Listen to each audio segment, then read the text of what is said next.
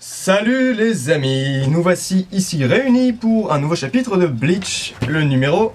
Attendez, je vais noter 646. Alors, bon,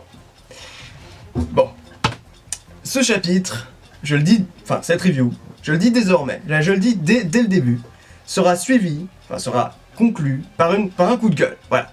Je le dis, si vous aimez les coups de gueule, restez jusqu'à la fin parce que là, bon, c'est pas un énorme coup de gueule mais c'est quand même un bon coup de gueule. Mais bref. Passons au chapitre. Chapitre 646. Alors je rappelle vite fait le contexte, on est en plein dans le combat Kyoraku contre l'île Ballon. Donc, 3 points à aborder dans ce chapitre. Premier point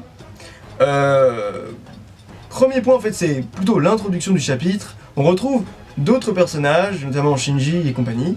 Donc, il se dit quelque chose d'intéressant à propos de Kyoraku, donc voilà. Bon, premier point, c'est l'introduction du chapitre. Deuxième point, je dirais... le X-Axis, ou le pouvoir du X-Axis en fait, finalement, à quoi ça correspond réellement, qu'est-ce qu'on en apprend de plus dans ce chapitre. Et en troisième position, mon fameux coup de gueule. Donc voilà, c'est 1, 2, 3, ça suit, c'est logique, c'est chronologique, on y va, c'est parti. Alors premièrement, le chapitre débute avec une petite aparté concernant d'autres Shinigami qu'on n'avait pas vu depuis quelques chapitres. C'est tout simplement Shinji et compagnie, c'est-à-dire Inamori, Ruka, Renji, comment il s'appelle l'autre, Nanao du coup. À noter quand même que Urahara est absent. Bon. Je n'en dis pas plus, je ne peux rien dire de plus d'ailleurs, mais Urahara est absent. Alors qu'est-ce qu'il est en train de foutre? Je ne sais pas, mais c'est à vous de me le dire dans les commentaires. Donc Shinji dit tout simplement que ce n'est pas la peine d'aller aider Kyoraku parce que non seulement c'est le capitaine commandant, c'est normal qu'il prenne ses responsabilités. Alors bon, responsabilité, moi j'aurais plutôt dit que le capitaine commandant c'est celui qui va se battre en dernier contre l'adversaire le plus fort.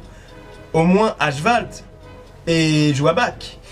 Et honnêtement, je pensais pas que son adversaire serait l'île les barreaux, mais j'y reviendrai à la fin, disons dans la deuxième partie.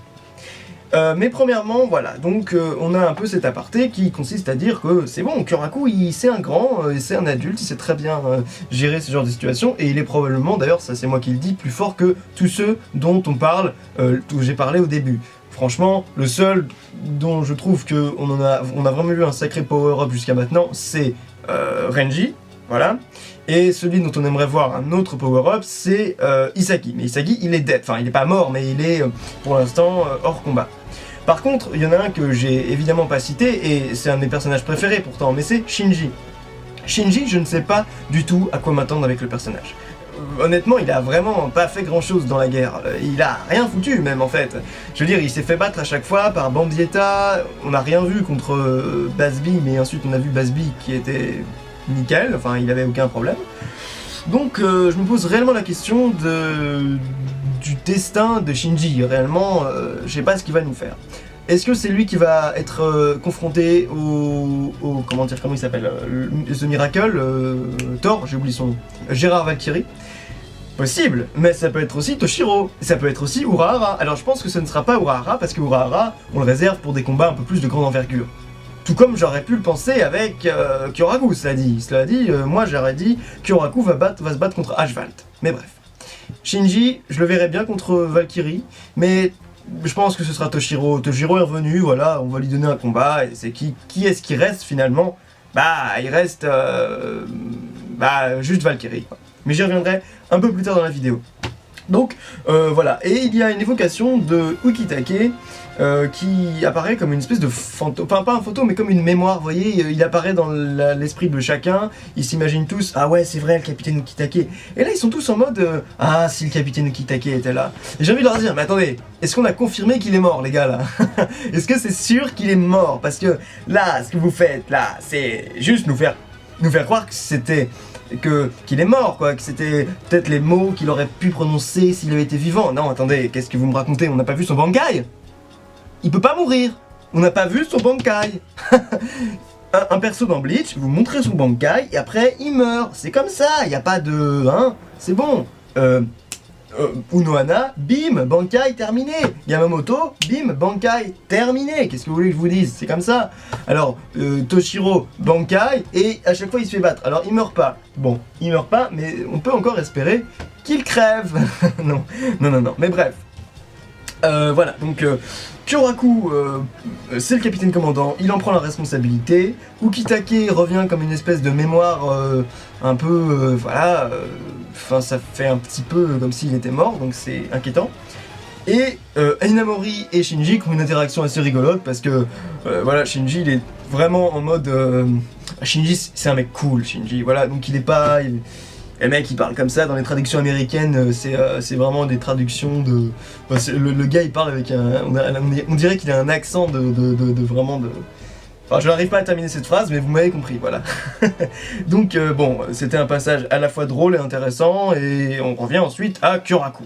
Bon, enfin Kyoraku et Lilibaro. Alors qu'est-ce qui se passe avec ces deux Gugus? Eh ben tout simplement, le combat continue. Et ils se changent des coups un petit peu en mode...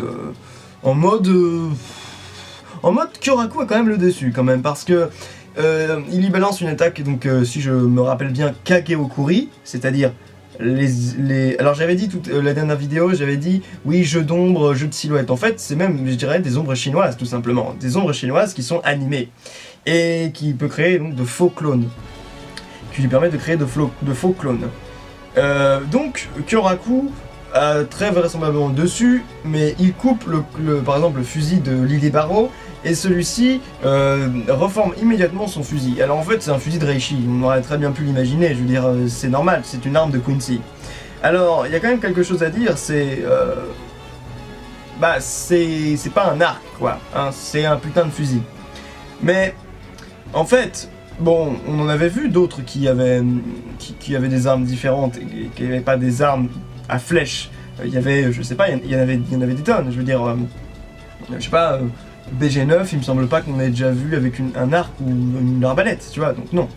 Mais bref, peu importe, donc on le voit avec son fusil, donc c'est véritablement son pouvoir de Quincy de base, hein, c'est son, je sais plus comment on appelle ça, mais c'est son bow, enfin son arc, quoi, hein.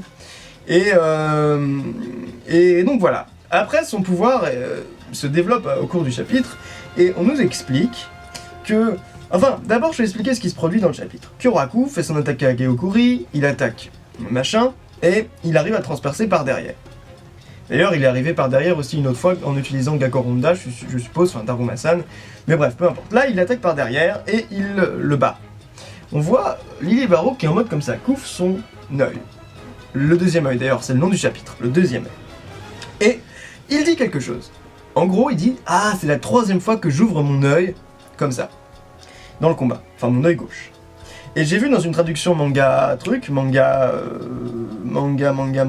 stream, traduction anglaise, que en fait, c'était peut-être une référence, c'était une référence bouddhiste, qui consiste à croire en fait que Bouddha pourrait, que dans la vie, enfin je vais retranscrire ça un petit peu mal, mais que en gros dans la vie, on n'a jamais plus le droit, on n'a jamais le droit à plus de 3 chances en fait. Voilà, 1, 2 et 3. Et au-delà de 3, il y a quelque chose qui se passe. Et je vais expliquer à la fin ce que c'est. Mais là, en l'occurrence, cette référence bouddhiste va nous expliquer un petit peu le pouvoir de Lilibaro. Et donc, comment fonctionne ce pouvoir. Ensuite, l'essence du pouvoir, la voici. Donc en fait, il utilise ce deuxième œil gauche pour activer une seconde capacité de ce pouvoir, qui est non plus de traverser tout, mais de se faire traverser par tout. Donc ça, encore une fois, j'ai un petit coup de gueule à passer, c'est un mini coup de gueule contre les traductions françaises, qui sont pourtant souvent très très bonnes, hein, de la MFT, mais par contre, là, j'ai un petit coup de gueule. Ils se basent tout le temps sur les traductions anglaises de Manga Panda. J'en veux pour preuve que sur leur page, il y a toujours le petit logo Manga Panda. Bon, bref. Mais leurs traductions à Manga Panda, elles sont pas mauvaises, mais elles sont pas extrêmement précises. Souvent, ils y passent un petit peu, pour moi, ils y vont un peu vite, et Manga Stream, qui est l'autre groupe de traduction, est beaucoup mieux pour moi. Et j'ai lu la traduction anglaise, et c'est beaucoup plus clair l'histoire du pouvoir de Lilibaro. Parce que c'est vrai au début, quel rapport ça avec le fait de sniper tout le monde, le fait d'être intangible? On dirait un Logia, le gars. Et ben non, en fait, là, ça a du rapport. C'est-à-dire que c'est son pouvoir, mais inversé. C'est-à-dire, il peut tout traverser, et quand il ouvre son deuxième œil, tout peut le traverser sans qu'il meure. Vous voyez? Donc c'est à peu près ça. et ce qui montre que ce Sterminator est vraiment très balèze en réalité. Donc ensuite, on peut se poser la question, est-ce que la forme qu'il a activée dans ce chapitre, c'est-à-dire Zirael, est son Volstanding? Alors j'explique un petit peu. Il ouvre son œil, et quand il ouvre son œil gauche, il a la capacité d'endurer les attaques sans dégâts. C'est-à-dire qu'on probablement dans le combat, Kyoraku l'a déjà attaqué plein de fois, et pour s'en sortir sans blessure, il a activé son deuxième œil. Et là, il l'a activé pour la troisième fois, ce qui veut dire, référence bouddhiste, donc au-delà de la troisième fois, il active un autre pouvoir. En gros, ici, probablement le Volstanding, parce qu'on voit des ailes, bon, et donc c'est Zirael.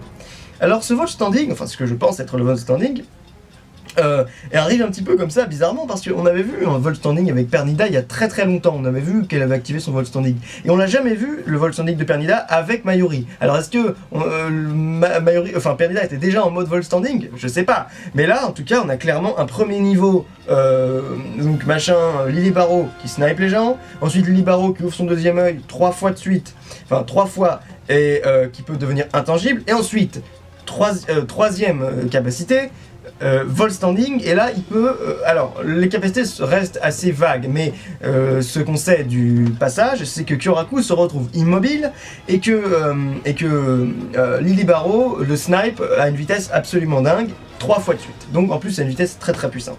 Enfin très rapide. Une vitesse très rapide. C'est vraiment... c'est nul. Mon commentaire est tellement naze. Non, voilà. Donc, ma question ensuite par rapport à ça, c'est son explication. Il dit en gros, Lilibaro, qu'il est le plus fort parce que c'est la dernière création de Joabak. Et donc que, de ce fait, il serait tout simplement le chef-d'œuvre quoi de Mayuri.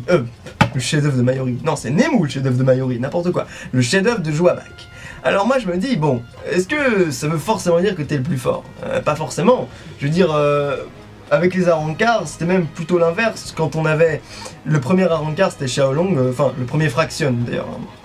C'était Xiaolong, c'est très clairement celui qui avait le plus d'expérience.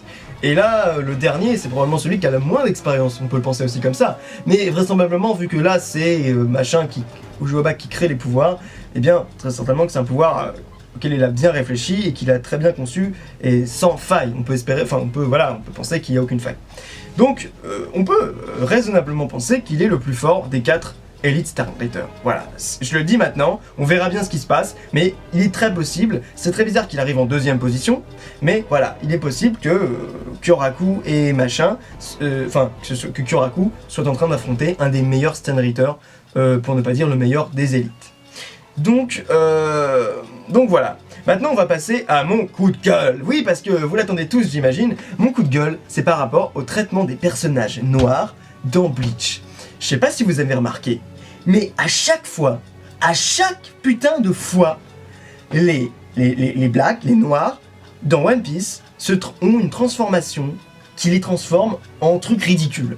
Parce qu'on va pas se mentir là, Zirael, c'est dégueulasse. Enfin je veux dire, pour l'instant, franchement, c'est pas très badass. Faut voir encore ce qui va se passer. Moi je juge pas, on a vu une seule image de ce personnage, enfin de cette forme. Mais honnêtement... oh putain, oui, c'est déjà 15 minutes, oui, faut que je me dépêche. Mais honnêtement, voilà, on a besoin de savoir plus pour juger, mais là, c'est pas beau. Avant, on avait un mec super badass avec un fusil. Oui, là, je dis ok, putain. Mais là, cette forme est pas terrible. Je vais vous faire un petit recap depuis le début. Premièrement, Zomari. Personnellement, au début, je l'avais trouvé super badass. On avait cette espèce de côté très rapide, très calme, enfin plutôt intelligent d'ailleurs. Zomari était un espada qui au départ promettait beaucoup, et en plus de ça il avait une vitesse vraiment intéressante, probablement le plus rapide de tous les espadas, et en plus de ça il avait un look plutôt bien, et même sa résurrection, je dis bien le moment où il active sa résurrection était plutôt pas mal. Vous voyez quand il se mettait comme ça et c'était pas mal ça. Mais ensuite sa forme résurrection était dégueulasse. Putain, c'était quoi? Même les couleurs rose et blanc là, on aurait dit une citrouille géante, c'était horrible, dégueulasse.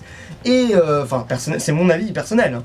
Et ensuite on a d'autres personnages, par exemple Toussaint est vraiment super badass, même en forme bizarre il était badass avec son masque tout blanc. Je sais qu'il y a des gens qui ne l'aimaient pas, mais moi je l'aimais bien, il était super fort, et puis son banka était génial. Franchement, Toussaint, c'est un personnage vraiment badass. Et puis il arriva sa forme résurrection. sa forme de mouche. Et là, voilà, c'est pareil, je veux dire, il est très puissant, certes, mais il est moche. Et comme dirait, je sais pas, enfin bon, comme dirait Omegazel, le skill ou le style, bon, faut savoir qu'est-ce qui est le plus important. Il faudrait avoir les deux, techniquement. Donc voilà, et ensuite on a Pépé. Pépé qui est, au début il n'était pas badass, mais enfin bon, il avait quand même un peu de style en mode gourou avec son sceptre et son espèce de petite coupole volante là. Bon. Et ensuite il se transforme en vol standing, il est dégueulasse, on dirait un violeur avec une... Enfin non, un vieillard avec une couche, non, non. Donc voilà, je ne sais pas ce qu'a Kubo avec les noirs, dans des personnages noirs, faut toujours qu'il les transforme en quelque chose de chelou quoi. Mais enfin bon, je vais pas non plus juger trop vite Zirael, la review est vraiment trop longue, donc allez les amis, je vous dis à ciao, bonsoir. Et à la prochaine pour une nouvelle review. Et je crois qu'on aura un chapitre la semaine prochaine, c'est pas comme One Piece. Donc j'ai vraiment de l'intérêt à voir ce qui va se produire.